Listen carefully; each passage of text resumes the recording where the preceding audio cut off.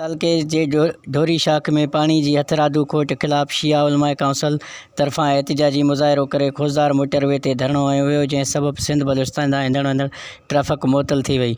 उन मौक़े ते शिया काउंसिल अॻुवाणनि ऐं आबादकारनि ख़ादिम हुसैन जागरानी, गुलाम शबीर खोसो, मोहम्मद आज़म बुरोई, नजीबुल्ला, फ़िदा हुसैन ऐं ॿियनि दाईंदे चयो आहे त सैफला मक्सी कैनाल मां निकिरंदड़ ढोरी शाख में एरीगेशन अमले हथरादू पाणी जी खोट पैदा करे छॾी आहे, जंहिं सबबि असांजो करोड़े रुपयनि जो सारियुनि जो पोखियल बेजारो सुकी ऐं सड़ी रहियो आहे।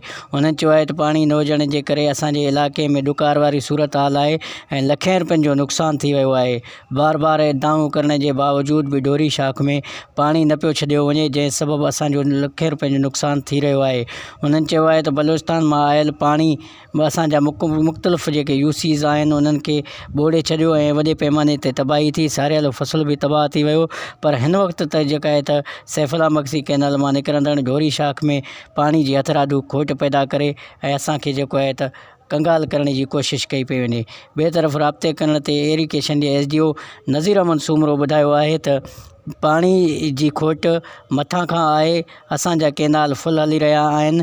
खामखा जेको आहे त असांजे एरीगेशन अमले ख़िलाफ़ मीडिया ट्रायल कई पई वञे। आबादकारनि जी ढोरी शाख ते सारियल फसल पोखणो न हूंदो आहे, जंहिं बावजूद बि 100% आबादी कई आहे। उन करे पाणी जी शार्टेज थी वई आहे। कोशिशि करे पाणी जी खोट जल्द ख़तमु कई